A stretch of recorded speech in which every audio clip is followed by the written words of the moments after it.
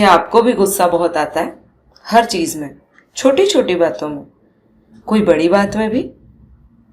चलिए आज एक छोटी सी टेक्निक बताऊंगी।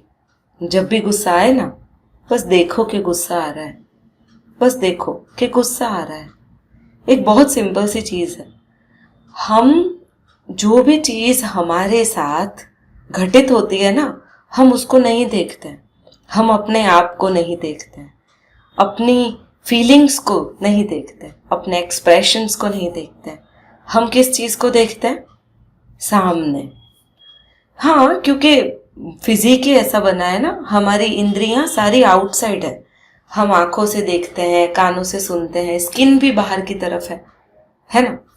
हमें हमारे अंदर का कुछ भी पता नहीं, पर बाहर से देखने के बाद हमारे अंदर के इमोशंस ट्रिगर हो जाते हैं।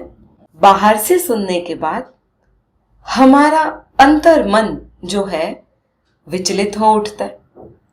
बाहर की जो चीजें हैं उससे हम अपने आप को बस तकलीफ देते रहते हैं। ये तो कैसा है पता है कि मौसम गर्मियों का आया तो भी हम परेशान हैं, मौसम सर्दियों का आया तो भी हम परेशान हैं, बारिश हो रही है तो भी परेशान है, नहीं हो रही तो भी परेशान है, सब कुछ लाइफ में अच्छा चल रहा है तो भी परेशान है, और अच्छा नहीं चल रहा हम तो भी परेशान है।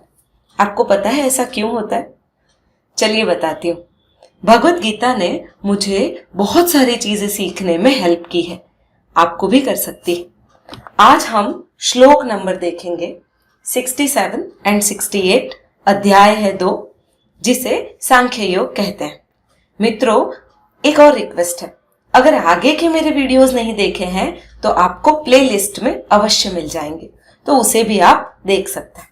चलिए तो आज देखते हैं गुस्सा कैसे ना करें, या बाहरी चीजों का हम पे असर कैसे नहीं हो, उस चीज को समझते हैं। भगवान कह रहे हैं, श्लोक नंबर 67, क्योंकि जैसे जल में चलने वाली नाव को वायु हर लेती है, वैसे ही विषयों में विचरती हुई इंद्रियों में से मन जिस इंद्रिय के साथ रहता है वह एक ही इंद्रिय इस अयुक्त पुरुष की बुद्धि को हर लेती। कितना सिंपल, आसपास दिखने वाला एग्जाम्पल दे दिया है ईश्वर ने। कहा जैसे नाव हवा के झोंके जिस तरफ आते हैं उस तरफ मुड़ जाती है, बिल्कुल उसी तरह से हम जिस चीज के बारे में सोच रहे होते हैं उसी में जो रत हो जाती है हमारी इंद्रियां, मतलब जो हम आंख, कान, नाक, ये सारी जो हमारी बाहरी इंद्रियां हैं, उसमें हमारे मन के साथ हमारे विषयों में भटक जाती। एक और चीज है, दूसरा श्लोक 68 नंबर, अध्याय 2, इसमें आगे भगवान इसका सॉल्यूशन भी दे रहा है। क्या दे रहा है?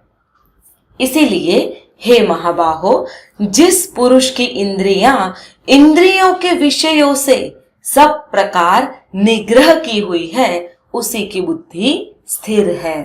अब कैसे समझेंगे इसे? सबसे पहले एक बात बताओ, हमारी नाव अर्थात हमारे विषय कहां पर है?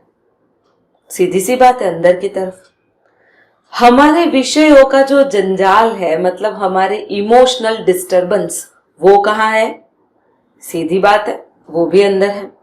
मतलब हमारी नाव हमने हमारे मन में बाहर रखी है, जो हमें कंप्लीट करना है। आप एक चीज देखो, हमारा विषय या हमारा सब्जेक्ट, जो काम हमें करना है वो हमने हमारे मन में ठसा रखा है। उस काम को न करने के लिए आंधियां भी कौन चलाता है? हम। कि भाई कैसे होगा, कैसे नहीं होगा, कुछ हो पाएगा, नहीं हो पाएगा। पास में मोबाइल आ गया, हम उसमें डाइवर्ट हो जाते हैं। सामने टीवी आ गया, हम उसमें डाइवर्ट हो जाते हैं। परिणाम स्वरूप हमें जो काम करना होता है वो हम उसी समय पे नहीं कर पाते, और मोबाइल तो मुझसे पूछो सबसे बड़ा डिस्टर्बेंस है। अब हम ये कहते हैं कि हमारा काम नहीं हो रहा, हम सक्सेसफुल नहीं हो रहे, हम किसी चीज को पाना चाहते हैं, नहीं पा रहे। अरे गुस्से को ही कंट्रोल करना चाह रहे हैं, नहीं हो रहा। पढ़ाई करना चाहते हैं, आज तो मैंने सोचा है मैं 10 घंटे पढ़ाई करूंगा, या करूंगी, नहीं हो पा रहा। अब कैसे करें, इन चीजों को कैसे करें, हु इज रिस्पॉन्सिबल, और इसको बढ़ाएं कैसे? सिंपल सी चीज है, you are the only responsible person, आप ही कर सकते हैं। चलिए एक एग्जाम्पल देती हूँ। अपने हाथों को जोर से हिला सकते हैं आप, हिलाइए, एक एक्सरसाइज है, जरा ट्राई कीजिए। जैसे पक्षी हिलाते हैं उड़ने के लिए, हिलाइए और जोर से हिलाइए, हिलाए, रोक लीजिए। रोकने में कष्ट पड़ा? नहीं पड़ा ना। अब क्यों ऐसा हुआ? जब हाथों को हिलाना होता है, कुछ मूवमेंट करनी होती है, तब काम करना होता है। रोकने में काम की आवश्यकता नहीं है, वो तो आप बस ना हिलाओ, वही रुक गया। समझ रहे हो? चलिए एक और चीज बताती हूं मैं आपको। एक व्यक्ति दौड़ रहा है, खूब दौड़ रहा है, ठीक है। अब वो व्यक्ति खुद ही बोल रहा है, अरे मैं बहुत दौड़ रहा हूं, कोई मुझे रोको। क्या ये पॉसिबल है? नहीं होगा। उस व्यक्ति को खुद ही रुकना पड़ेगा, और रुकने के लिए उसे कुछ नहीं करना है, सिंपली दौड़ना छोड़ना है।